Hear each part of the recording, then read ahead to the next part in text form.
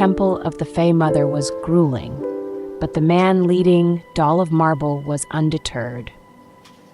He walked with purpose, though his body bore the marks of exhaustion, blisters on his feet, cuts and scrapes along his arms, and the weight of defiance in his every step.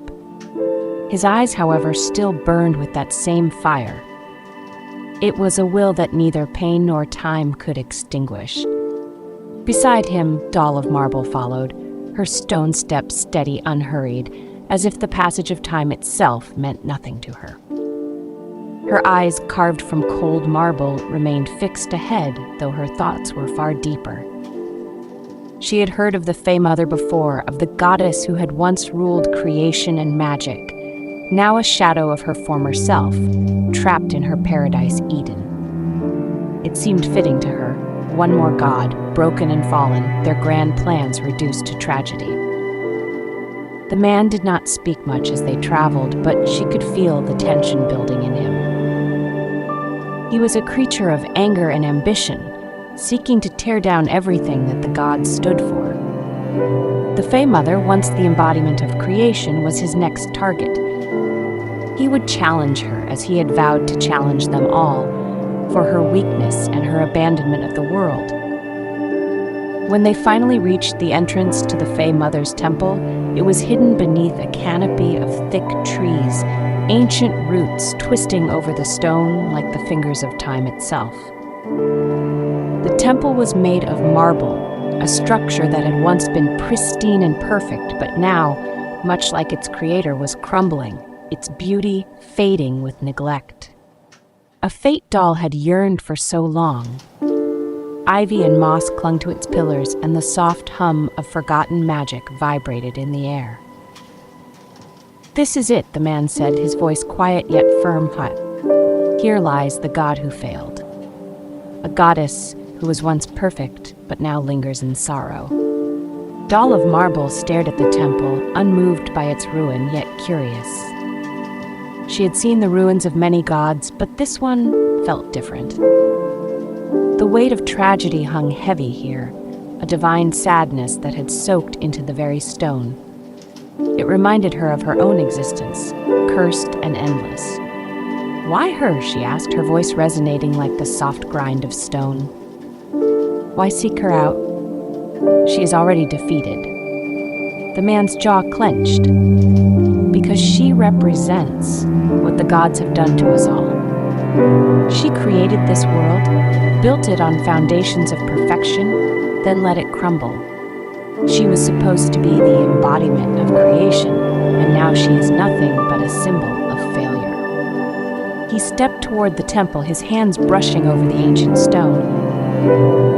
"I will make her answer for that." The Doll of Marble watched him in silence. His anger was as palpable as the magic lingering in the air. She had no such fire left in her, no passion or hate toward the gods, only resignation. But something about this man's defiance intrigued her. It was not madness, not entirely. There was something more. A will to challenge not just the gods, but the very nature of existence itself. As they entered the temple, the air grew heavier, thick with the power of the Fey Mother. The hall was vast, its ceiling disappearing into darkness. Statues lined the walls, images of the Eves, her creations, perfect beings with delicate features and soft, serene expressions. Each statue was posed in prayer, their eyes forever turned toward the heavens, though the heavens had long since abandoned them.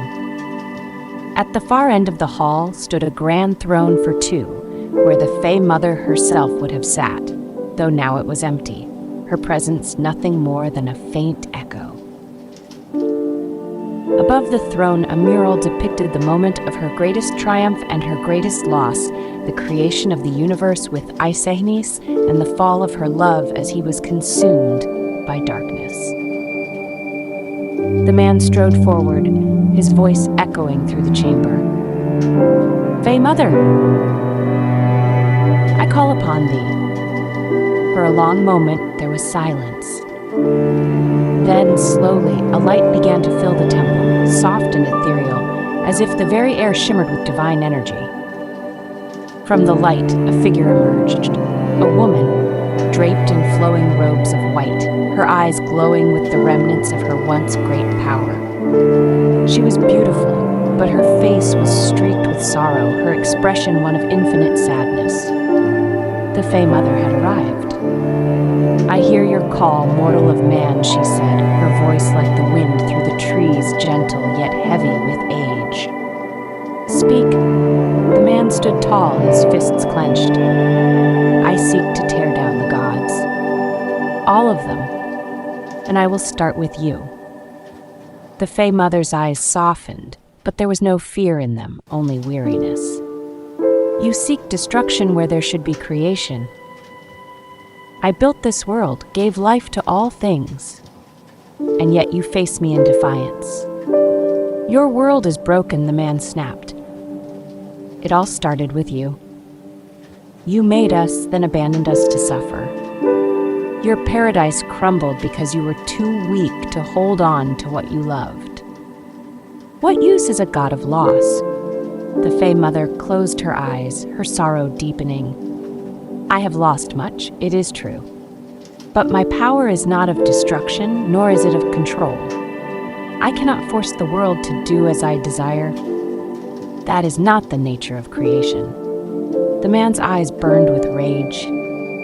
"Then what good are you? If you cannot hold this world, I will tear it down brick by brick until the gods are nothing but dust." The doll of marble, standing silent beside him, watched the exchange. The Fey Mother's words resonated with her. There was no anger in this goddess, no malice, only sorrow for a world that had fallen apart despite her best efforts. Yet the man beside her was full of anger, full of defiance. His will was unyielding, his desire to tear down the gods unshakable. She felt a strange pull between his fire and the Fey Mother's grief. For the first time in centuries, Doll of Marble wondered if there was more to her existence than mere endurance. The temple was still, caught between the man's fury and the Fey Mother's sorrow. Doll of Marble stood at the center of it, feeling the weight of both forces pressing in on her. She had spent so long wandering, empty and unfeeling, cursed to live but longing for release. But here, in this moment, something deep within her stirred. The man was relentless, his voice echoing through the temple as he continued to berate the Fey Mother. "You abandoned the world the moment it did not go as you planned. You failed us all. And now you hide in your sorrow, while the world you left behind falls apart." The Fey Mother stood silently, her face soft, unflinching. She seemed to absorb his anger, bearing the weight of his words as if they were her own burden. Her gaze shifted to Doll of Marble, and there was something in her eyes, recognition perhaps, or understanding. "I did not abandon my creation," the Fey Mother said quietly, her voice steady despite the sorrow that rippled through it. "My letting go of this world was against my will. Isenis, my beloved, took from me the shadow that anchored me to this world. Without it, I could not remain as I was. Creation and destruction are intertwined, and I am and forever shall be bound to only one side of that balance." Doll of Marble felt the weight of those words. Bound.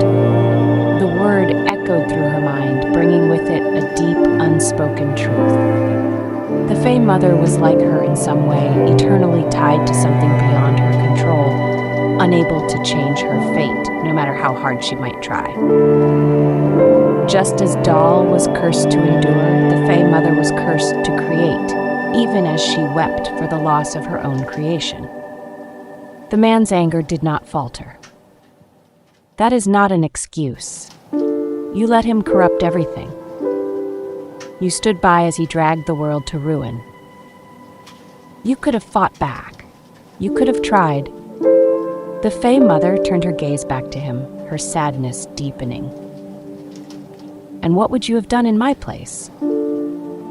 Would you have destroyed the one you loved to save the world you built together?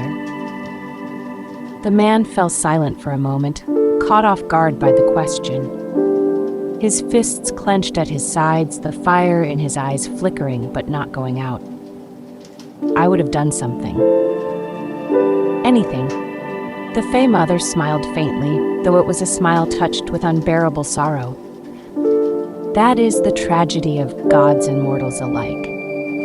We always believe we can do more, that we can fix what is broken, until we are faced with the truth that some things cannot be undone, and some losses cannot be overcome. Doll of Marble watched the exchange, the conflict between them stirring something deep within her. For centuries, she had wandered the world, aimless and hollow, convinced that her curse was unique, that no one mortal or divine could understand her suffering. But here, in the heart of this forgotten temple, she found a strange connection with this broken goddess. The Fey Mother, too, had been abandoned, trapped in her own existence, bound to a purpose that had long since turned to ashes. And yet there was something else. Something in the Fey Mother's words that resonated with Doll. The idea that creation and destruction were intertwined, that they were two sides of the same coin. For so long, Doll had sought an end, a way to destroy herself, to be freed from her endless cycle of ever life. But perhaps, just perhaps, her curse was not one after all. Perhaps there was something left to create even in her broken existence. The man stepped forward, undeterred by the Fey Mother's sorrow. "Then help me," he demanded. "If you cannot fight yourself, then give me the power to do so. Allowed to tear down the heavens." The Fey Mother looked at him, her expression unreadable. "You wish to destroy the gods, but you do not understand what that means. To destroy the gods is to destroy the balance of the world. You cannot have creation without destruction, nor destruction without creation. You would unravel everything." "That is the point!" exclamation mark. The man snapped, period. "This world is broken. Let it fall, let the gods crumble. Only then can we build something new." The Fey Mother's eyes softened, her gaze drifting once more to Doll of Marble. "And what of you?" she asked, her voice gentle. "What do you seek, child of stone? Do you wish for the same destruction or something more?" Doll of Marble hesitated, the question cutting deeper than she expected. What did she seek? For so long, she had believed that destruction, her own destruction, was the only thing she desired. But now, standing here in the presence of a goddess who had lost it all, and a man who sought to burn it what was left, she found herself questioning that belief. "I do not know," Doll said at last, her voice low, echoing through the temple. "I have only ever known how to endure, to survive. I have never been able to create, not like you." The Fey Mother's expression softened. "You are creation, even if you do not see it. You are a child of stone carved into life by a dying god's final act of love. That is creation as much as anything I have made. It is not just about making new things, it is about surviving, enduring, and finding meaning in the pieces left behind." Doll of Marble felt something stir deep within her, a quiet, distant flicker of hope buried beneath centuries of sorrow. Perhaps the Fey Mother was right. Perhaps there was more to her existence than mere endurance.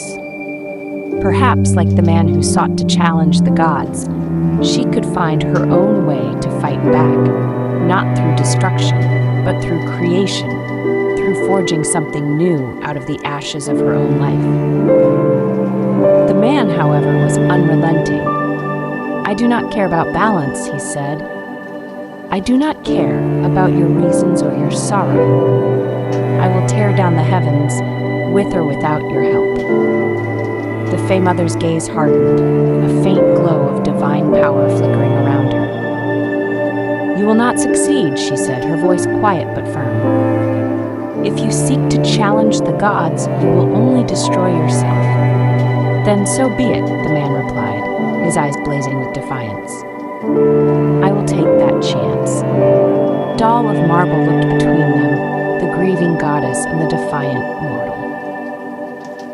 Two forces, each bound by their own pain, each seeking their own form of freedom. And in that moment, Doll knew that her path lay somewhere between them. Neither destruction nor creation, but something more. She stepped forward, her stone form moving with purpose for the first time in centuries. "I will help you," she said, her voice steady, "but not to destroy the gods, to find a new way, to rebuild from the ruins." The man looked at her, surprise flickering in his eyes. But he nodded. "Then it is settled, then."